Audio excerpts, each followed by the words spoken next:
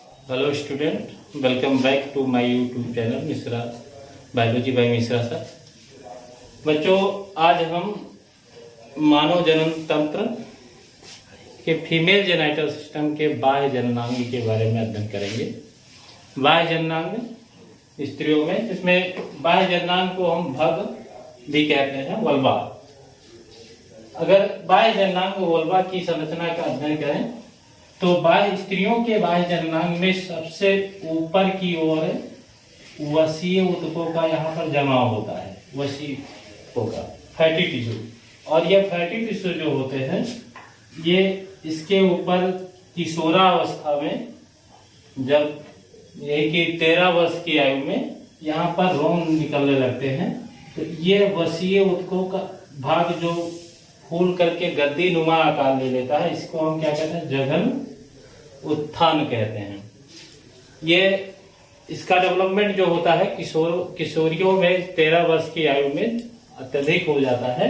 यहाँ पे fatty acid deposition हो जाता है, वसा के ऊतक का भंडारण ज्यादा हो जाता है, और जिसके कारण ये फूल करके गद्दी नुमा रचना में परिवर्तित हो जाता है। इसको जघन उत्थान कहते हैं। अब स्त्रियों का जो बाह्य जननांग है, इसमें ये बाह्य जननांग दो होंठ जैसी रचनाओं से, ओष्ठ जैसी रचनाओं से घिरा हुआ होता है बाह्य जननांग, जिसमें बाहर की होस्ट जो होती है थोड़ी बड़ी होती है, जो पूरे बाह्य जननांग को घेरे हुए रहती है। इसको कहते हैं हम लेबिया मेजोरा या दीर्घ होस्ट। और इसमें स्वेद ग्रंथियां, ये लेबिया मेजोरा में स्वेद ग्रंथियां होती हैं, स्वेद ग्रंथियां।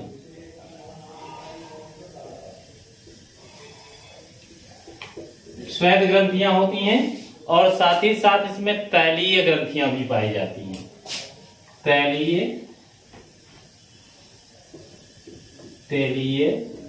ग्रंथियां, ये दो प्रकार की ग्रंथियां लेबिया मेजोरा यानी कि दीर्घ होस्ट में पाई जाती हैं, और दीर्घ होस्ट के बाहरी भाग में, बाहरी त्वचा पर, इस पर कुछ रोम भी पाए जाते हैं। किशोरावस्था में कुछ रोम भी यहाँ पे तरह से इस पे विकसित हो जाते हैं।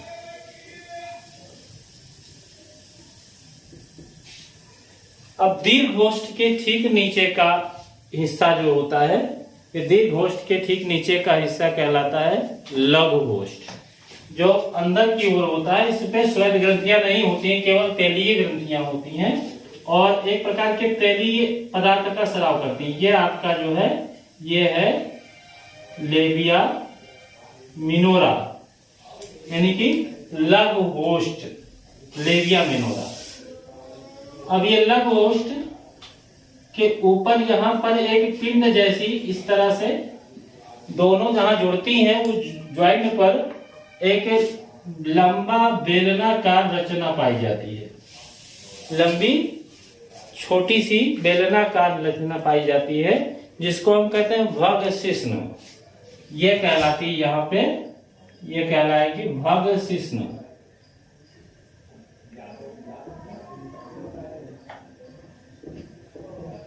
शिश्न, इसको अंग्रेजी में हम कहते हैं क्लाइटोरिस। इसका कार्य होता है भग शिश्न का, मैथुन के समय ये उत्तेजना बढ़ाती है भग शिश्न। अब भग शिश्न के ठीक नीचे एक छोटा सा छिद्र होता है, जिसको हम कहते हैं यूरिथ्रल ऑरिफिस। यूरिथ्रल ऑरिफिस मतलब मूत्र छिद्र। इसके द्वारा मूत्र मार्ग आकर के इसी छिद्र द्वारा खुलता है। इसको यूरिथ्रल ऑरिफिस कहते हैं। यूरिथ्रल ऑरिफिस के ठीक नीचे एक अपेक्षाकृत चौड़ी डायलेटेड छिद्र होता है, और इस छिद्र के ठीक नीचे की ओर, यहाँ पर अंदर की ओर, भीतर की ओर, इसमें एक झिल्ली नुमा रचना पाई जाती है।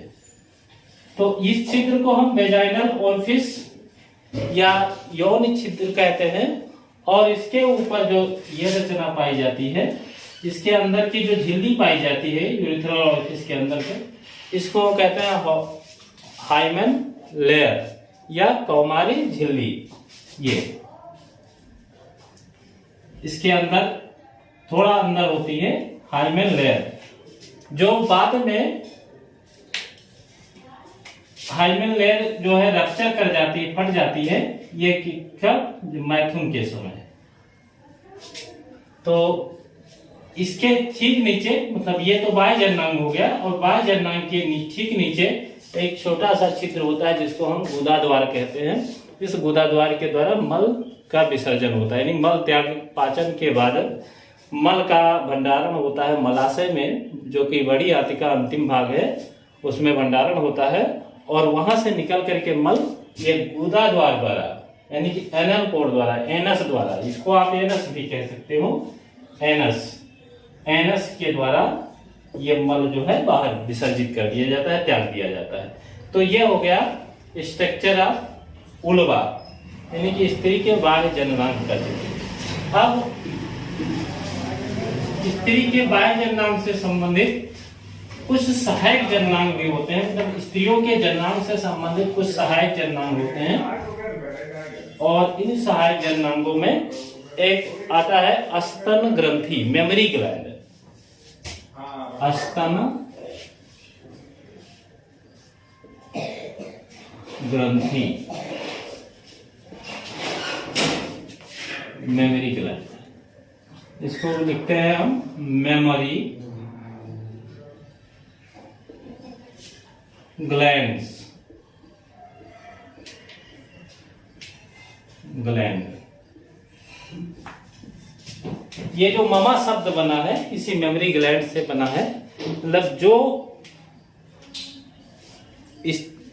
स्त्रियां अपने शिशुओं को शिशुपान कराती हैं, उनको हम मतलब बेस्ट फीडिंग कराती हैं, उनमें मेमोरी ग्लैंड से, उन्हीं को हम क्या कहते हैं, ममा बोलते हैं। तो जो अंग्रेज ये मम्मी शब्द या ममा जो है वो किससे बना है, मेमोरी ग्लैंड से बना हुआ है। अब मेमोरी ग्लैंड का स्ट्रक्चर अगर हम देखें, इसकी संरचना देखें, तो मेमोरी ग्लैंड कुछ इस तरह से होता है।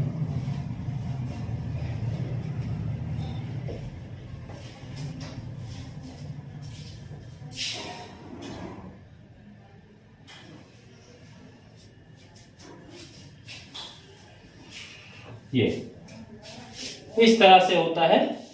देखिए, स्त्री और पुरुषों में दोनों में मेमोरी ग्लैंड पाए जाते हैं, लेकिन पुरुषों में इनका विकास कम होता है और स्त्रियों में विकास इसका मेमोरी ग्लैंड का ज्यादा होता है। ये जो मेमोरी ग्लैंड है, इसमें सबसे ऊपर की ओर दो जोड़ी वक्ष भाग में, ब्रेस्ट भाग में या वक्ष भाग में, वक्षीय भाग में, ये दो जोड़ी चूचक स्पष्ट रूप से दिखाई देते हैं, दाईं और बाईं ओर। ये उभरी हुई रचना होती है, इनको हम कहते हैं चूचक, चूचक, या इन्हीं को इंग्लिश में क्या कहेंगे, निप्पल, निप्पल कहते हैं। ये रंग युक्त भाग होते हैं, मतलब इनका एक विशेष रंग होता है, और चूचक के दोनों चारों ओर एक क्षेत्र पाया जाता है, यह रंगीन क्षेत्र होता है। ये चारों ओर का क्षेत्र जो है ये रंगीन होता है, और इसका रंग वही होता है जो चूचक का होता है। तो ये जो क्षेत्र है इसको हम क्या कहते हैं, अस्तन परिवेश, अस्तन परिवेश कहते हैं, एरियोला, परिवेश,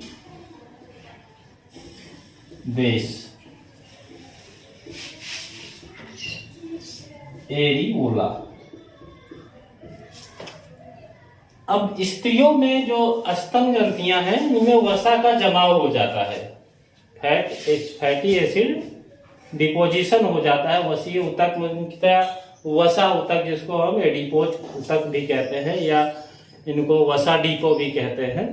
तो वसा डिपो यानी कि वसा कोशिकाओं के जमाव के कारण ये भाग फूल आता है, और इसको तब हम क्या कहते हैं, मेमोरी ग्लैंड या स्तन ग्रंथि कहते हैं। ये जो है ये अंदर की ओर ये एक तो कॉमन नली निकलती है यहाँ पर, ये और ये अंदर की ओर कॉमन नली जो है लगभग 15 से 16 पिंडों में बढ़ जाती है। 15 से 16 पिंडों में, ये 15 से 16 पिंडों में बटी होती है। और प्रत्येक पिंड अंदर की ओर छोटे छोटे पिंडक जैसे अंगूर के गुच्छे होते हैं, उस तरह से पिंडों को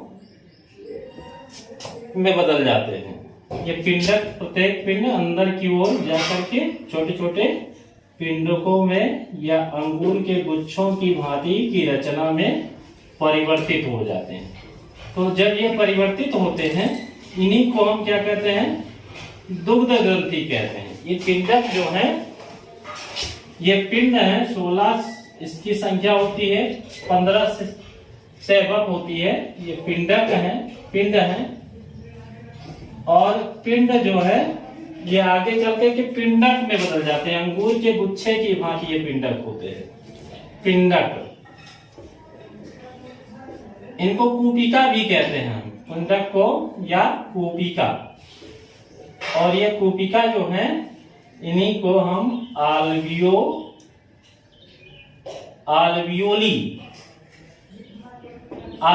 कहते हैं। तो ये पिंडक क्या करते हैं, ये अंगूर के गुच्छे की भांति होते हैं और इनका काम होता है दुग्ध का निर्माण करना। और ये दुग्ध का निर्माण करती हैं जब इन पर दबाव पड़ता है।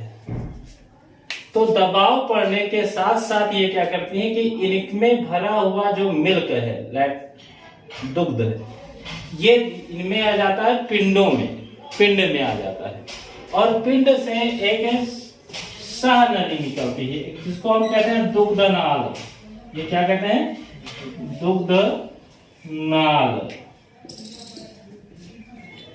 दुग्ध नाल। और इस दुग्ध नाल, यह दुग्ध नाल जो होती है, ये कहाँ जुड़ी, पिंडों से।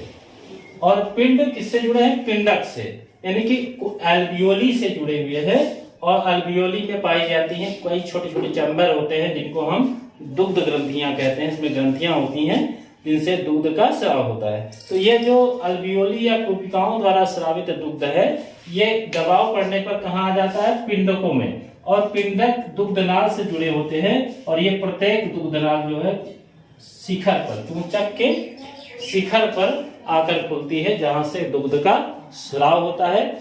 और इसका कार्य क्या होता है, अपने शिशुओं को फीडिंग कराना। मतलब ये स्त्रियां इसके द्वारा अपने शिशुओं को फीडिंग कराती हैं। साथ ही साथ इसका काम ये होता है, क्योंकि इसको जननांग से हम इसलिए जोड़ रहे हैं, क्योंकि इसका काम होता है एक्साइटमेंट को, मैथुन इच्छा के समय, मैथुन के समय एक्साइटमेंट, उत्तेजना को उत्पन्न करना। ठीक, तो ये आज का हमारा वीडियो ये इतना ही है। और फिर इसके बाद हम आगे पढ़ेंगे शुक्र जनन एवं अंड जनन, यानी कि प्रोसेस ऑफ गैमेटोजेनेसिस।